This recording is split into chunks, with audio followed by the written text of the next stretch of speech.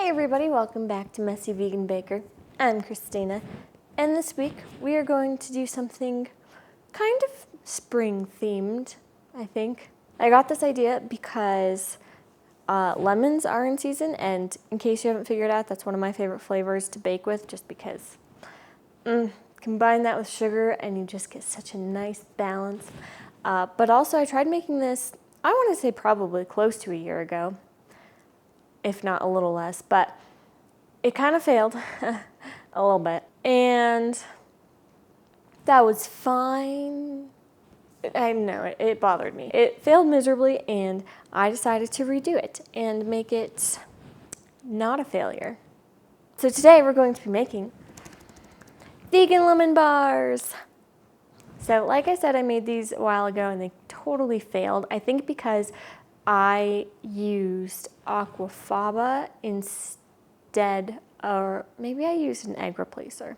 I used one of those instead of coconut milk, which after failing and doing research and looking at other vegan recipes, I realized that none of them use eggs or like egg replacers. They just use coconut milk, which actually, as we have learned from the Cake Bites episode, which I will link here because those things are so good. Definitely ate them all myself, but it's fine. I didn't need to share that one. But anyways, oh yeah, coconut milk can also be an egg replacer, basically. So, yeah, I am going to be using two different recipes. I'm still kind of debating on the shortbread portion, if I want to use Mark Bittman's or if I want to use this other recipe online. Either way, I will have that linked down below. And I will be using Minimalist Baker's lemon filling. So I'm excited. I know that a lot of times, I do love her recipes. I know last time I made them, I might have gotten a little upset, but I didn't mean to. I don't know. I know sometimes she generally makes very healthy recipes, but we'll make sure these taste good.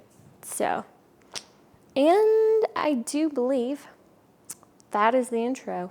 So, without further ado, let's get baking. Okay, so we're back. The lemon bars are in the fridge and they're cooling. And yes, so now I'm going to tell you how to make them. Okay, so, oh yeah, first things first, I ended up using Sally's baking blog recipe for her shortbread. I feel like, does that make sense? I don't actually know. I ended up halving Sally's shortbread recipe because she had a 9x13 and there was no way in heck I was about to make that many lemon bars. I love them, but like, that's a lot. So I halved it, and to make the lemon bars, first we're gonna make the shortbread. So I took a 9x9, you can also take an 8x8 inch pan, and I just used the butter that I had from the Country Crock wrappers, and I just kind of use that to spread it all around the pan, or you can use cooking spray, and then you can put parchment paper on it, in it, and make sure that you have overhang on two sides. Then you can set that aside. I probably should have sprayed that with cooking spray too, but they never say to do that, so yeah, set it aside. And then you are going to take 1 cup of raw cashews and you're going to put them in a bowl and pour boiling water over that and set it aside for at least an hour. So after the cashews are set aside, then you can preheat your oven to 325 degrees Fahrenheit. Then you are going to take another bowl and take a 1/2 cup of vegan butter and you're going to melt it. I used Country Crock plant butter again. And once that's melted, you're going to add in a 1/4 cup of granulated sugar, a pinch of salt, and a teaspoon of vanilla. You're just going to mix those together until it's combined.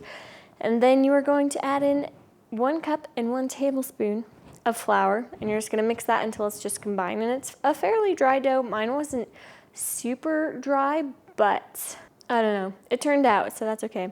Yeah, so once it's combined, you are going to spread out the dough or flatten the dough to cover the bottom of the pan and make it as flat as possible. And then after I stopped filming, of course, but I took a fork and I just kind of poked a few holes in the bottom so that it didn't get super bubbly or uneven. And then I stuck it in the oven for How long did I do it for? She said like 15, 20 minutes, but mine was more like, oh, maybe it was like 20, 25 minutes. But basically until the edges are golden brown. And then you can take that out and let it cool. And while that is baking, if your cashews have been soaking for an hour, then you can make the filling. So this one's from Minimalist Baker, and you're going to zest 2 big lemons. And again, figured out how to say it. So you want the like very bright, shiny rind of the lemon. You don't want that pale, dull part of the lemon because that's just bitter. So like every time you run the lemon down the grater, when you go back up, rotate it slightly and then just run it down. So like you're running it down, rotating. See, I figured it out. Only took forever, but that's okay. We got there. But anyway, so once that's done, you can set that aside and then juice those lemons and set that aside. And then once your cashews have fully soaked, you can drain those and put the cashews in a blender. And then you're going to take 1 cup of chilled full-fat coconut milk. And you're just going to take the white part from that and a 1/2 cup of lemon juice in the blender. About a tablespoon of zest. I just grabbed however much looked good, but I wanted to keep some extra for like decoration, but you can put it all in there if you want. A 1/4 cup of maple syrup, a pinch of salt, and 2 tablespoons of arrowroot or cornstarch. I used arrowroot powder, but you just need something to help it thicken. And then you're just gonna let that blend. And it did take quite a few minutes. I also don't have a high-powered blender, but either way, it's gonna take a few minutes for it to really become smooth and creamy.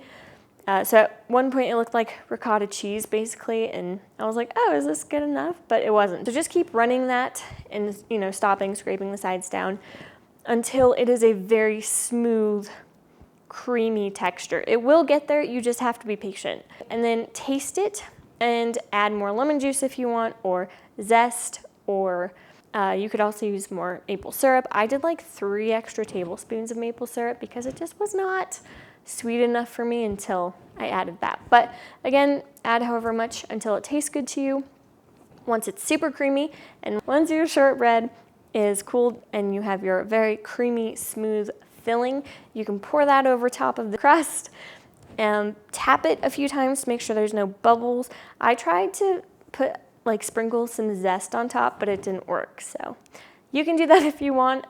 Good luck. And then you have to turn your oven up to 350 degrees Fahrenheit, and then you can bake the whole thing for like 20 to 25 minutes or until the edges will be fairly firm, but the middle will jiggle just a little bit, and then you know it's done and you can pull it.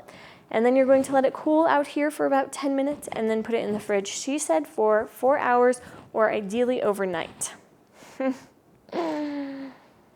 Didn't think that one through, but that's okay. I did taste the cream part, so that was delicious. It had a really good flavor of like lemon, and then it had a nice sweet aftertaste. I don't know. I want to say like blanket, or I don't know. And it also was pretty sweet and delicious. So I will insert here if they were good or not. I'm hoping they will be. I'm assuming they will be since it's a good recipe and the filling tasted good. Definitely recommend making these. Again, I will have the link to both of those recipes down below and the link to my blog post, which you should go check out. Also, just go check out all the cool blog posts I have because they're really cool. And my blog is really pretty. I worked hard on it. But anyways, so I think that's it. So thank you so much for watching. If you're new here, don't forget to hit the like button and that subscribe button so I can get to 200 subscribers, because that would be cool. It's our next goal. And if you're a regular, hey, welcome back. Thanks for watching. I really appreciate you guys. And let me know in the comments what your favorite citrus fruit flavor is in baked goods. Actually, you know what? We're just going to expand that. What is your favorite fruit in baked goods? I do believe that is it. Hot diggity dog. I don't know why I said that. So thank you so much for watching. I really appreciate it. I hope you learned something and or were entertained, and I will see all of you lovely humans next time. Bye. Do I do this? Okay. It's fine. Everything's fine. It's basically my own recipe, just 2 put together. But anyways, I don't know why this isn't coming out how I want. Yes. Dang it, I forgot something. But yeah, We're just gonna scratch that. It's just easier. What do I want to know? Should we just start over from the beginning? Hey everybody. Just kidding. Okay, where was I?